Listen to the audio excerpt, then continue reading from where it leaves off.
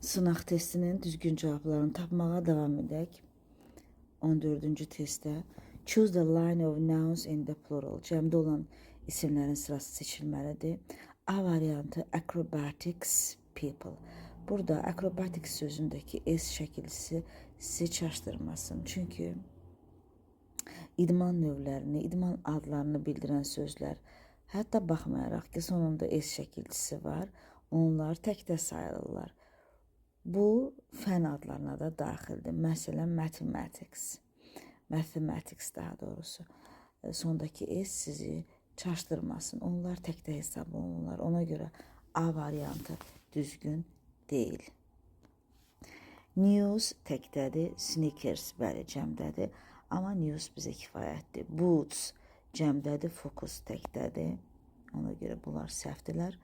Geese, qazlar, shorts, shortik iki tərəfi olduğu üçün da cəm hesab olunur. Düzgün cavab D variantıdır.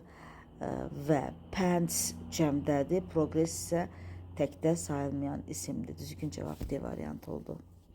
15'də daha doğrusu 15-ci testə baxaq. Choose the correct sentences with the noun in the possessive case. Yəli haldakı olan isimli cümləni tapırıq.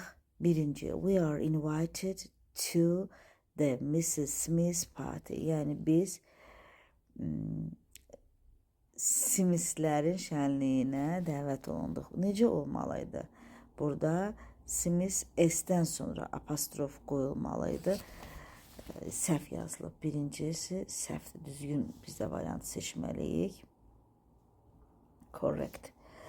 The children's toys. Necə olmalıdır? Uşaqlar, sonra ondan apostrof sonra S şəkilçisi gəlməlidir. Fərqli yolla düzələn bunlar cəmdə olan isimlərdir. Child təkdə, children cəmdə idi, xatırlayırsınızsa. Onların yerlik hallarını düzəltmək üçün apostrof S-dən istifadə olunurdu. Ona görə iki düzdür. Düzlərdən birini qeyd edək. Sonra their house. Burada apostrof S izi bildirir. Baxın yerinə qoyaq. Their house is near the park. Yəni onların evi parkın yanındadır. Dur şəkilçisidir. Üçüncüsü. Üç ona görə sayılmır. Düzgün deyil daha doğrusu. This is my friend's dog. Mənim dostumun evidir. Bu mənim dostumun evidir. 2 və 4. Düzgün cavab C variantı. Ali is one of the. Best'in önündə nə olmalıdır? Ümumiyyətlə the article olmalıdır. Həm də one of-dan sonra ümumiyyətlə the gəlməlidir. Və burada söz önü görürük. In. Söz önlərindən sonra da biz müəyyən artiklı yazmalıyıq. Çünki artıq nəyin harda olduğu bəlli olur. Ali, Əli komandadakı, hardakı, yəni məhz komandadakı ən yaxşı oyunculardan biridir. Düzgün cavab B variantı olmalıdır. Növbəti test. Choose the opposite meaning to the underlined word. Altından xətt çəkilmiş sözün əks mənasını seçməliyik. Burada bir neçə mən şagird görmüşdüm ki, sınaq testindən, sınaq imtahanından çıxanda bunları tərsinə yazmışdı. Çox təəssüf edirdilər onlar. Çünki yəni burada opposite sözünə düşünürəm ki, fikir verməyiblər.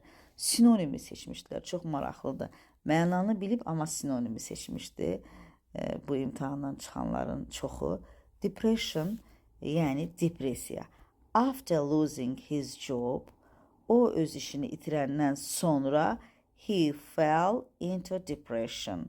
Yəni depressiyaya düşdü. Deyir ki, buradakı altından xətt çəkilmiş, underlined, yəni underlined əslində altından xətt çəkilmişdir, amma qara hərflə yazılmış sözdə biz deməli, nə etməliyik? Onun əks mənasını tapmalıyıq. Sinonimini yox, əks mənasını. Depressiyanın əks mənası nədir? Komfort və peace ola bilər. Yəni rahatçılıq və sülh şəraiti, rahat şərait. Sadness, qəmginlikdir, trouble da narahatçılıqdır. Yəni bunlar əks mənalıdır, sinonim kimidir. 1 və 2 sinonim kimidir. Ona görə də əks mənası comfort and peace olmalı idi.